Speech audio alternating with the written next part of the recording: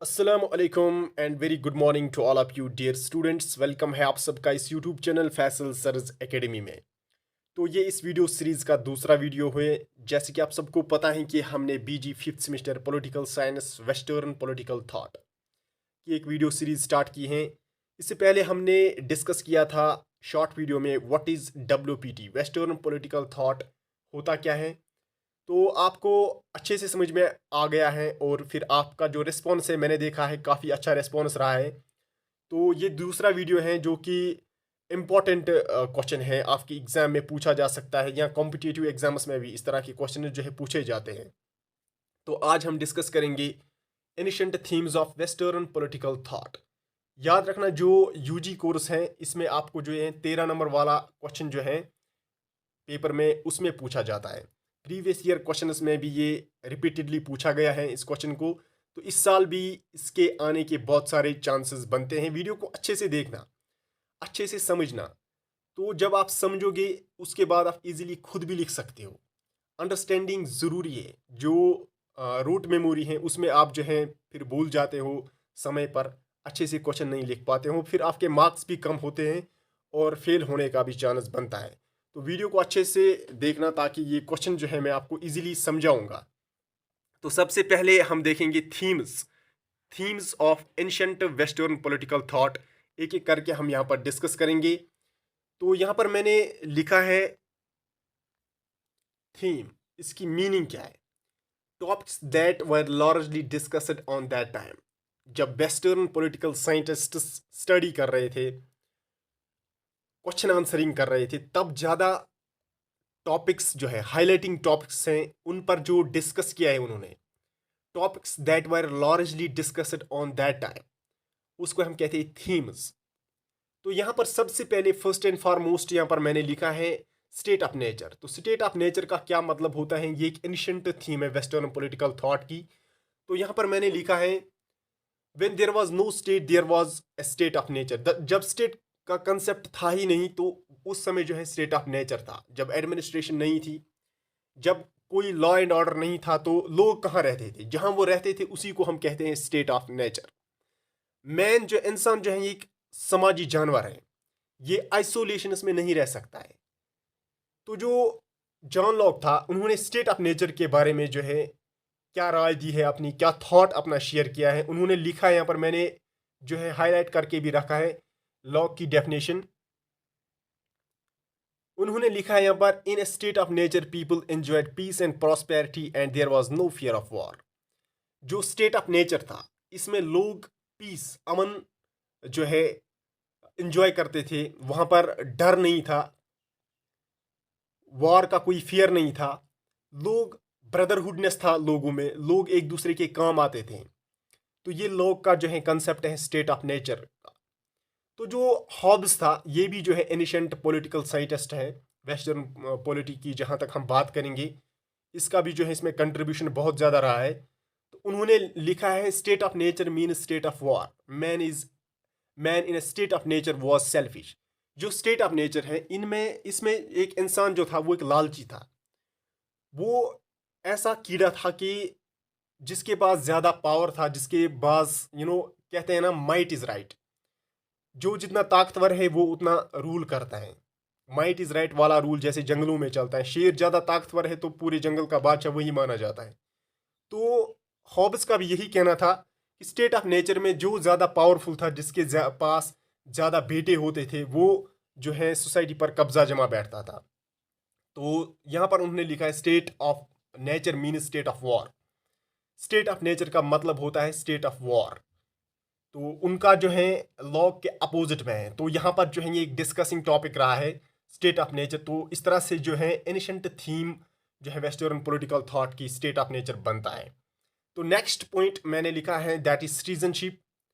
Citizenship का क्या मतलब है, पहले अगर हम देखेंगे वेस्टर्न पॉलिटिकल साइंटिस्ट्स ने भी इस टॉपिक को जो है डिस्कस किया है, इस पर अपने राय जो है बताई है।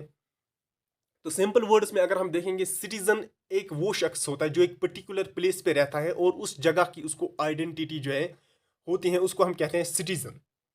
तो एरिस्टोटल का क्या व्यू है सिटीजनशिप पे, जो कि एक एनिशेंट थिंकर है वेस्टर्न पॉलिटिकल थॉट का। उन्होंने सिटीजनशिप के बारे में क्या कहा था, तो यहाँ पर मैंने जो है हाईलाइट करके भी जो है रखा है। उन्होंने कहा था participation in deliberative and judicial functions is the essential condition of citizenship, without it nobody could become a citizen. Citizen वो शख्स हैं जो स्टेट के अफेयर्स में, स्टेट की जो जुडिशियल ऑर्गन्स है, स्टेट का जो एडमिनिस्ट्रेटिव पार्ट है उसमें कंट्रीब्यूट करेंगे, उसमें पार्टिसिपेट करेंगे, स्टेट को ऐसे ट्रीट करेंगे जैसे अपनी फैमिली को ट्रीट करते हैं, तो वो जो है सिटीजन कहलाएगा। अदरवाइज जो कि स्टेट के पार्टिसिपेशन में हिस्सा ना ले तो वो सिटीजन नहीं है। तो उन्होंने जो है एक्सक्लूड किया है सिटीजनशिप का जो राइट है कुछ सिटीजन्स को, वो कौन कौन से है। Aristotle excluded citizenship from citizens from citizenship. तो सबसे पहले इन्होंने सिलेबस को जो है इसमें जो है एक्सक्लूड किया है, क्योंकि सिलेबस का ये काम होता है कि जो ये गुलाम होते हैं ये दिन भर अपनी पेट पालने के लिए जो है काम करते हैं। इनको दिमाग में यही होता है कि हम शाम को खाना कैसे खाएंगे, यानी अपने पेट की परेशानी होती है, अपने खाने पीने का जो है इनको परेशानी होती है। तो ये स्टेट में क्या पार्टिसिपेट करेंगे, लिहाजा जो है इनको आउट किया जाएगा इस राइट से, इनको सिटीजनशिप नहीं है। तो ये एरिस्टोटल का कहना था। दूसरा ट्रेड्समैन, ये अपने बिजनेस के साथ जो है लगे रहते हैं, इनके पास भी इतना टाइम नहीं होता है कि ये सिटीजनशिप में ये जो है सिटीजनशिप हासिल करे। क्यों नहीं? क्योंकि इनके पास ये टाइम नहीं होता है कि ये स्टेट के एडमिनिस्ट्रेटिव एक्टिविटीज़ में, स्टेट के अफेयर्स में पार्टिसिपेट करे। लिहाजा जो ट्रेड्समैन हैं ये भी सिटीजनशिप के लायक नहीं है, इनको भी जो है एरिस्टोटल ने एक्सक्लूड किया है सिटीजनशिप से। और next mechanic and labour class, जो मजदूरी वाले लोग जो होते हैं या मैकेनिक्स, उनको भी जो है टाइम नहीं होता है, वो भी अपने काम में मसरूफ़ होते हैं, वो भी स्टेट के अफेयर्स में पार्टिसिपेट नहीं कर सकते, लिहाजा वो भी जो है एक्सक्लूड है सिटीजनशिप्स में। वुमेन्स का उन्होंने कहा क्योंकि जो औरतें होते हैं वो घर के कामों से जो है वाबस्ता होते हैं, उनके बच्चे पालने होते हैं, वो भी स्टेट के अफेयर्स में, स्टेट के एडमिनिस्ट्रेटिव एक्टिविटीज़, जुडिशियल फंक्शंस में पार्टिसिपेट नहीं कर सकते, लिहाजा ये भी जो है एक्सक्लूड है सिटीजनशिप के राइट से। इसी तरह से ओल्ड पीपल, इनके पास वो क्षमता नहीं होती है, वो कैपेसिटी नहीं होते है सोचने का, वो रीज़न नहीं होता है कि ये स्टेट को कुछ कंट्रीब्यूट कर सकें, लिहाजा ये भी जो है एक्सक्लूड किए हैं सिटीजनशिप से उन्होंने। नेक्स्ट यहाँ पर चिल्ड्रंस का उन्होंने कहा, जो छोटे छोटे बच्चे होते हैं ये भी जो है स्टेट के, यहाँ पर आप खुद गेस कर सकते हो इनमें से क्यों, मतलब चिल्ड्रन जो हैं वो उनके पास उतनी मेंटल कैपेसिटी नहीं होती है कि वो स्टेट के एक्टिविटीज़ में पार्टिसिपेट करें, लिहाजा जो चिल्ड्रन से इन्हें भी कोई राइट नहीं है सिटीजनशिप का।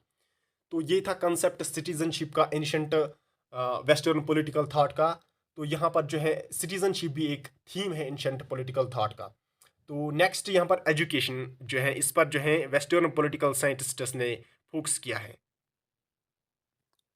एरिस्टोटल एंड प्लेटो, ये दोनों जो है इंपॉर्टेंट राइटर्स, थिंकर्स हैं, इंपॉर्टेंट पॉलिटिकल साइंटिस्ट्स है वेस्टर्न थॉट के।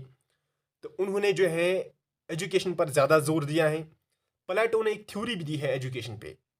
तो यहाँ पर उसने अपनी एजुकेशनल थ्योरी में दो हिस्सों में एजुकेशन को बांटा है, डिवाइड किया है। पहला हिस्सा एलिमेंट्री एजुकेशन और दूसरा हिस्सा यहाँ पर हायर एजुकेशन फॉर गार्डियंस। तो यहाँ पर आपका क्वेश्चन बन सकता है, ये इंपॉर्टेंट क्वेश्चन है, what is platonic theory on education, ऐसा भी क्वेश्चन आ सकता है। ये यहाँ पर एनिशेंट थीम का भी है, इसमें भी जो है ये पॉइंट आप मेंशन कर सकते हो, और अलग तरीके से भी जो है ये क्वेश्चन आपका एग्जाम में पूछा जा सकता है। प्रिडिक्शन इसकी भी हम दे सकते हैं। एक तीर से दो निशान जो है मैं आपको यहाँ पर सिखा रहा हूँ। एक तो आपका ancient themes of western political thought, ये क्वेश्चन क्लियर होगा, और साथ में ये भी क्लियर होगा what is the platonic theory of education. तो मैंने पहले ही कहा elementary education and higher education, दोनों में जो है एजुकेशन को इसने बांटा है। तो एलिमेंट्री एजुकेशन की जहाँ तक हम बात करेंगे, first stage up to the age of 6 years, 6 साल की उम्र में जो है पहला स्टेज होगा। इसमें एक इंडिविजुअल को, एक चाइल्ड को सिखाया जाएगा ट्रूथ, सच्चाई, hate and love, what is the difference between hate and love, नफरत और मोहब्बत में क्या फ़र्क है, ये सिखाया जाएगा। और जो सेकंड स्टेज है फ्रॉम 6 to 18 ईयर्स का, जो इसमें टाइम पीरियड है, इसमें उन्होंने जो है बताया है कि इस टाइम पीरियड के दौरान एक चाइल्ड को ये सिखाना चाहिए म्यूज़िक फॉर द सोल और माइंड। यहाँ पर इसका क्या मतलब है, इसको म्यूज़िक सिखाया जाता है, इसको इंस्ट्रूमेंट, म्यूज़िकल इंस्ट्रूमेंट्स के बारे में नॉलेज दी जाती है। ये जितना म्यूज़िक सुनेगा उससे जो है इसका सोल, इसका दिमाग जो है फ्रेश हो जाएगा, इसका माइंड प्योर हो जाएगा, इनका ये कहना था प्लेटो का। तो ये जो है नेक्स्ट स्टेज है एजुकेशन का, एलिमेंट्री एजुकेशन का। और थर्ड स्टेज यहाँ पर जो है 13 to 20 ईयर्स, तो यहाँ पर थोड़ा सा कन्फ्यूजन भी आपका हो सकता है, मैं यहाँ पर इरेज करता हूँ पहले। एज ए रूल ऊपर 6 years, 6 to 18 years second stage, उसके बाद 18 to 20 होना चाहिए था।